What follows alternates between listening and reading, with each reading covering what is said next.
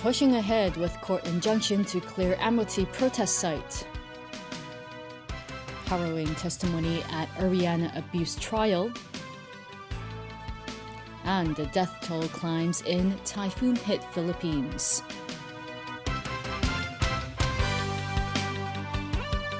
Good evening.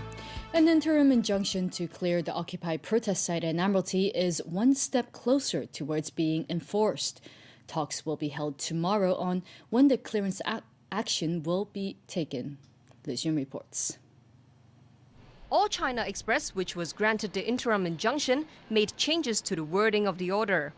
It then received its court seal.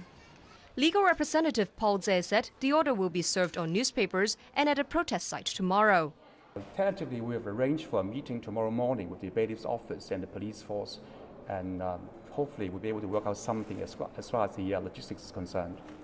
The order covers a section of Connaught Road Central and Cotton Tree Drive. But it does not cover a section of Harcourt Road near the central government offices. Some Occupy protesters have removed their belongings from the area covered by the injunction order. This protester said he and others would strictly comply with the order. And amid concerns that demonstrators may seek refuge in Lechko and its vicinity after the protest site is cleared, Lechko President Zhang Yoxing is seeking the views of lawmakers on whether to apply for an injunction covering the Lechko protest zone and a nearby area. We have decided to circulate the legal opinions, the advice the Lechko Commission has received from our legal advisor to all our members. We'll ask members to show their opinions, to tell us their opinions whether we should apply such orders or not. Zhang expects legislators to come up with a decision in the next few days. Many of us do not think an injunction is necessary because the Legislative Council is covered by the Power and Privilege Ordinance, which in fact entrusts the duty as well as the power to manage our demonstration area. However, some of our colleagues would feel much more comfortable to have an injunction granted by the court, and I would respect that.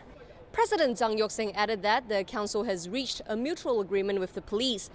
Officers will inform the Lechko Secretariat and, if possible, obtain approval from the council before enforcing the duties in Lechko. Liu Xun, TVB News. The Chinese ambassador to the United Kingdom says a British parliamentary fact-finding trip to Hong Kong to look at the Occupy movement would pour oil over fire. Beijing's move to deny the delegation entry has sparked controversy. But Ambassador Liu Xiaoming wrote in the Telegraph newspaper that because the Occupy campaign is still going on and the rule of law is under threat, allowing British MPs to come here would only feed the arrogance of the illegal activists by giving them the illusion of external support.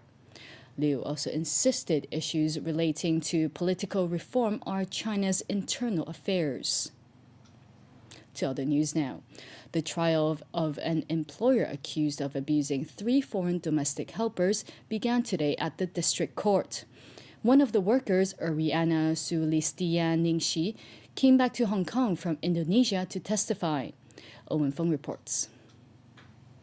This morning, the defendant, Lo Wan Tung, arrived at the district court for the trial.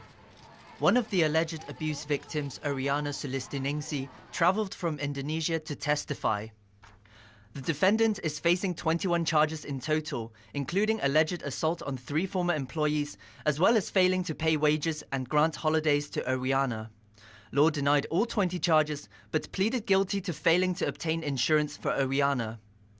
In her testimony, Ariana told the court that she was allowed to sleep from 1 to 5 in the afternoon for a maximum of 4 hours and was given 6 slices of bread and a bowl of rice each day.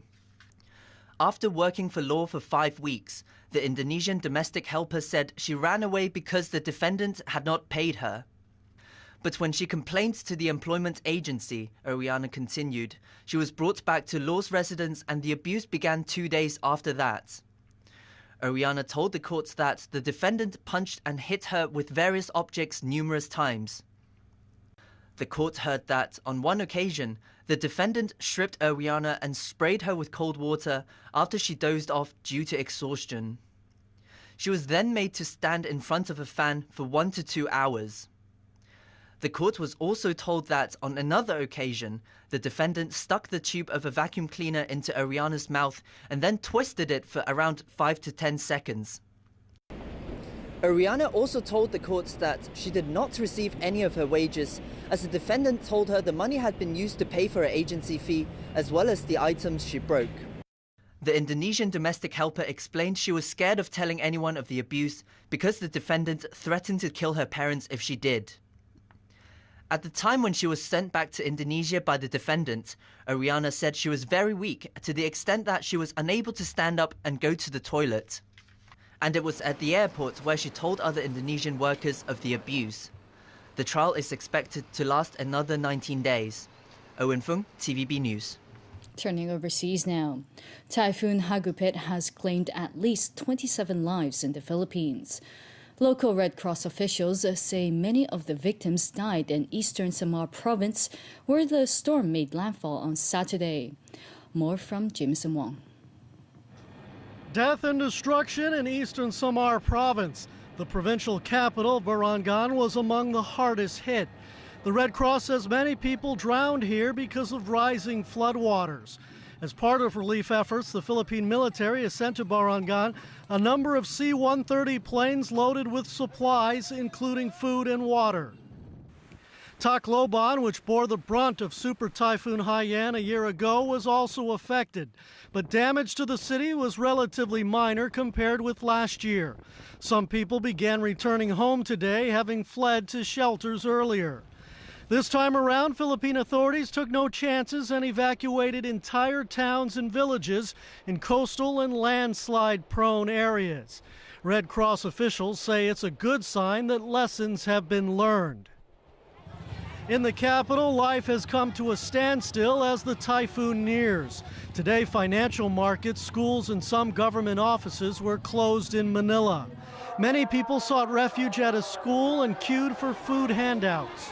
Our foremost concern is their safety in using this school. Being the school head, I have to take care of their... There were similar scenes in a coastal town in Quezon province. Even though Hagupit has weakened, residents are not taking any chances. Many of them are staying in temporary shelters. This woman says the waves were so big we might get washed away. Quezon's governor says those living in flood-prone areas have been told to move to evacuation centers. Across the country, more than 1 million people were forced from their homes. Jameson Wong, TVB News. The Indian capital has banned online taxi booking service Uber after a woman was allegedly raped by one of his drivers. A taxi driver was brought before a New Delhi court today. He was remanded in custody. 32-year-old Siv Kumar Yadav was hired to take the 26-year-old finance company employee home from a dinner engagement last Friday night. Uber is under fire for hiring the man who was arrested for sexual assault 3 years ago. Police say Uber did not do a background check on Yadav. He was tracked down even though he had switched off his mobile phone to avoid being traced. The case has renewed national outrage over chronic sexual violence in India and demands for more effort to ensure women's safety.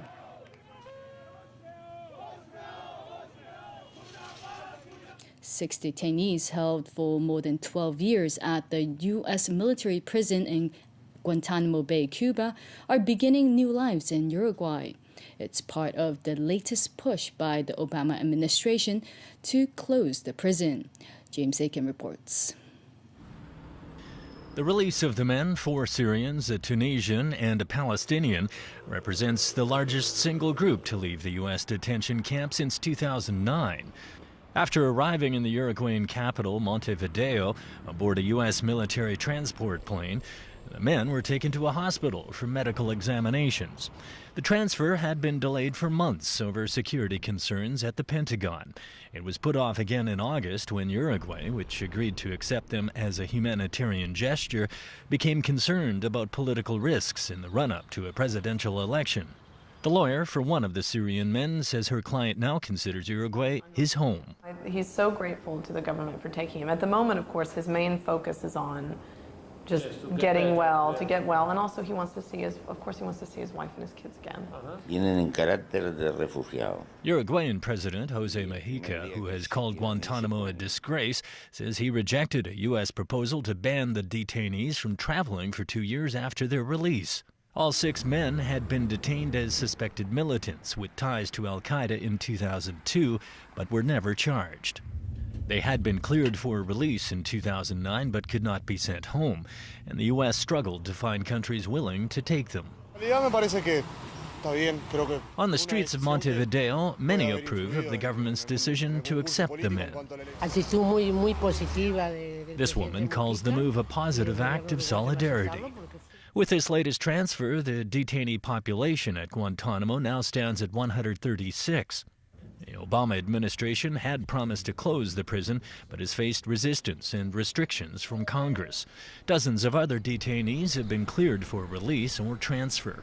More relocations are expected before the end of the year. James Aiken, TVB News. Back locally now. The government has endorsed the plan to remove and reinstate later a Song Dynasty well found at the future To Kwa Wan MTR station. All the finds in the area will be preserved on site. The entire preservation project has a price tag of $1 billion. The government announced today it has accepted a proposal by the Antiquities Advisory Board to remove and later reinstate 2 antiquities sitting in the middle of the future To Kwa Wan station. The antiquities in question are a Song Dynasty well dubbed J2 and a 12-meter-long water channel dating back to the late Qing dynasty. This will cost at least $10 million. The current proposal recommended by the AAB, which we have accepted, in our view, is the best option in terms of heritage value, in terms of engineering risk minimization, as well as